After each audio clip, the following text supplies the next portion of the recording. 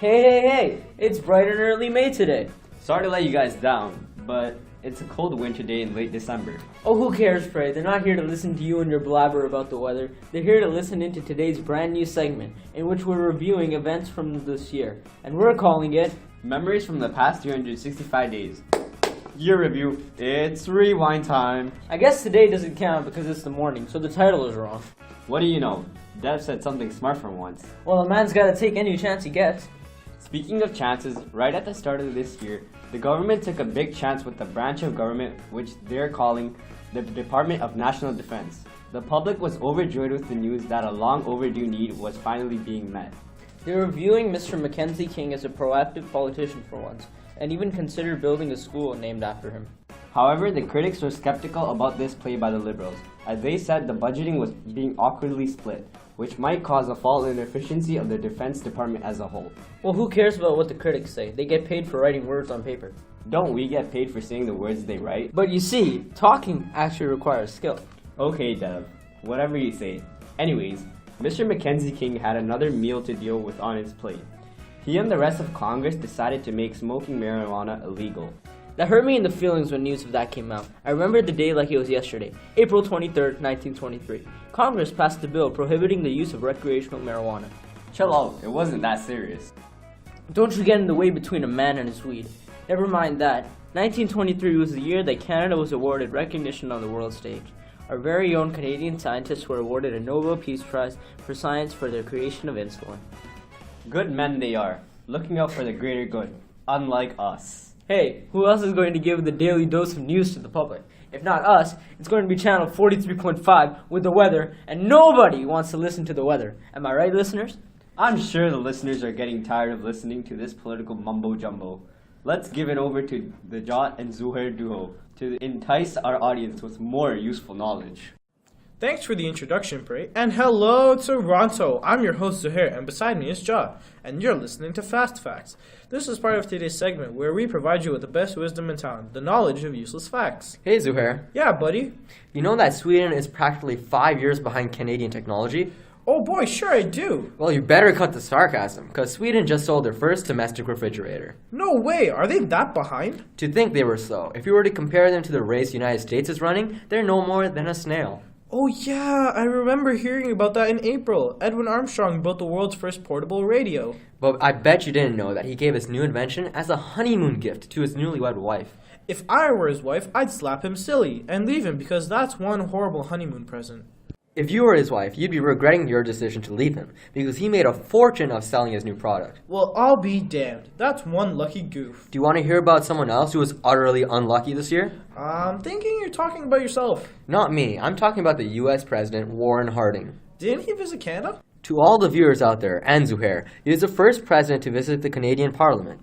What's so big about that? Not much, really. All he did was have a tour of the Parliament, then played golf in Vancouver. But the interesting part is, the moment he left Canada, he contracted a polio disease and died of a heart attack less than a week from his departure. I remember this intensive investigation that happened. The Secret Service were given permission to investigate on Canadian soil for potential assassination attempts. The more you know. You know what else you probably don't know? The 6-pack of Coke all you listeners are probably used to drinking by now was actually introduced this year. But wasn't Coke founded in 1886? I don't know how you remember that off the top of your head, but Coke altered their recipe and created a new product and called it the 6-pack. It was a massive hit. Speaking of massive hit, didn't Coke have traces of cocaine in its recipe? Wasn't it the main reason why they had to change it? Let's be honest, that's the reason why Coke tastes the way it does. But the youth drinking it is a problem, and changing the recipe was the right thing to do. Good on you, Coke, for making the best play possible. Aside from all that, scientists have finally concluded that the average age for Canadians this year was 57 years old. That means I've got 1, 2, 3, carry the 4, 12 years left on this planet. And he makes fun of me for being dumb sometimes. Zuhair, you're 25. You got plenty of time left to do whatever you want. Oh, whatever. We don't get enough time for that. The ads are about to pull up and take over the broadcast. Wish we could just get rid of them and have the broadcast all to ourselves. But something needs to pay for this channel, and it ain't me.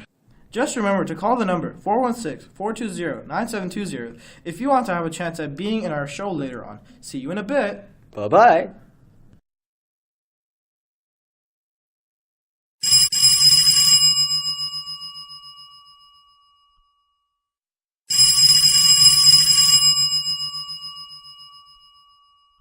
Ayo Pierre, do you want to come out here? If you call me again, I'm gonna shoot you. Wait up, I'm just trying to share an Oreo.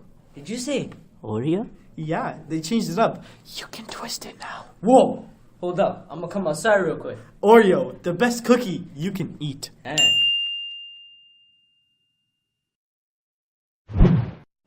Coke, readily available now. Why just drink one bottle when you can have 6 cans for just twice the price? New packaging calls for a new Coke, the 6-pack Coke. Have one yourself, cause thirst knows no bound. Get the new winter edition pack in stores today. The following segment is brought to you by Buster Keaton Productions. In a world where a skeptical young man moves into a cozy little apartment on Baker Street, where crime runs rampant throughout the city, he was quick to find an accomplice to do the job that the police couldn't. What critics are calling the 1924's most anticipated film of the year is starring renowned actors Buster Keaton, Joe Keaton, and Catherine McGuire in theaters May 11th, 1924.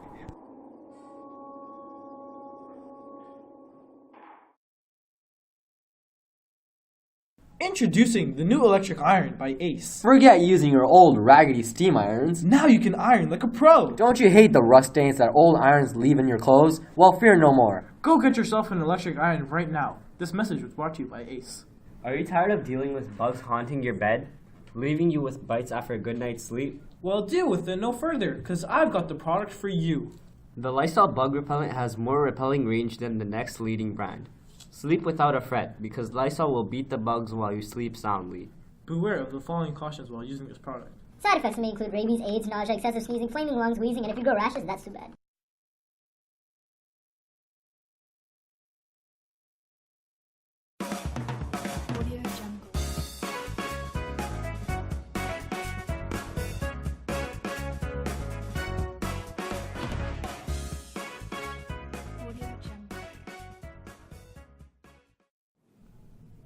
Stay right where you are and don't move a muscle. It's because you're right in the middle of the action.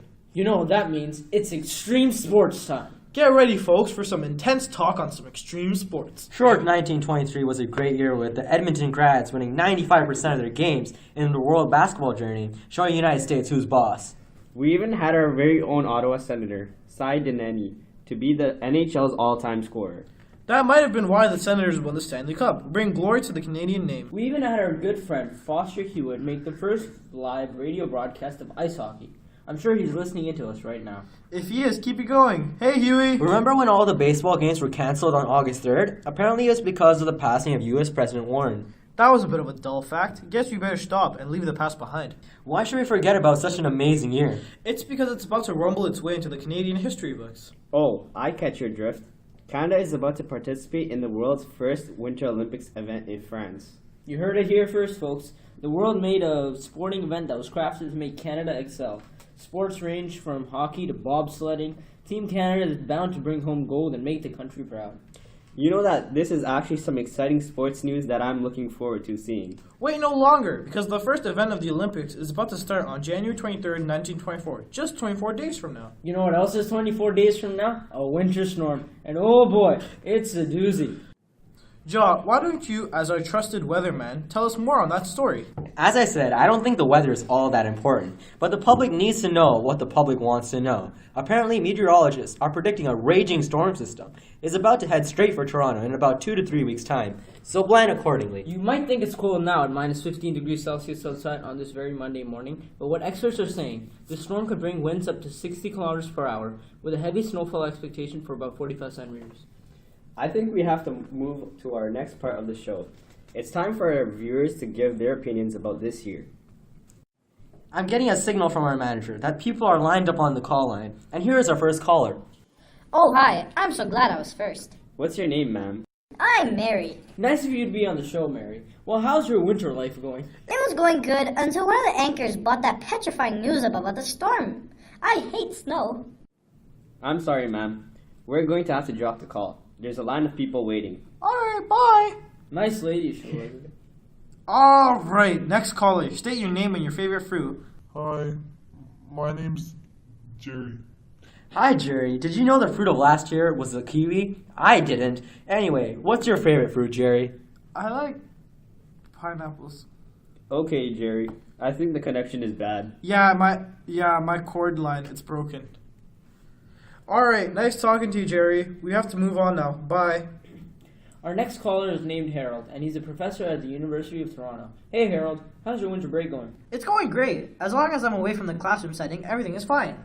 You hate your job that much? Oh no, I love my job. Just my commute on the new TTC bus is horrible. The bus schedule is never right, and especially with the snow outside, the roads are practically always crowded near the campus. You're the first person I've ever met that actually uses the Red Rocket. You gave me quite a harsh review on it too. I'm sure it's not that bad since it was made out of good intentions.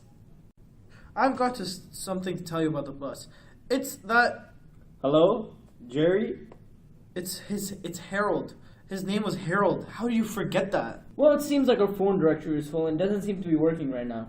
Well, we had fun talking to the people that we got to talk to, but the show must go on. I guess we'll never know what he wanted to tell us about the TTC. What else is there to know?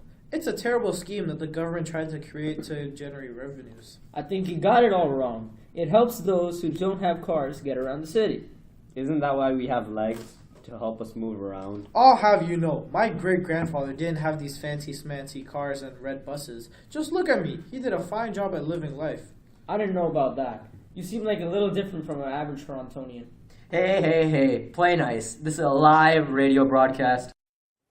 We don't want to repeat some of the things we did last year. You know what? Let's show the listeners some of our mishaps from our show from the past year. Up next are all the funny failures that happened from the past 365 days of us being live on radio and with all you listening in. Turn up the sound if you haven't, because you're going to want to listen to some of these.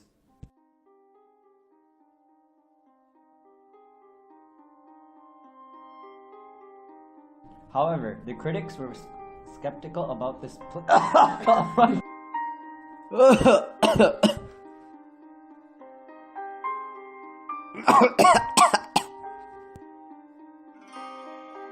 Speaking of massive hit, didn't the Coke have traces of cocaine?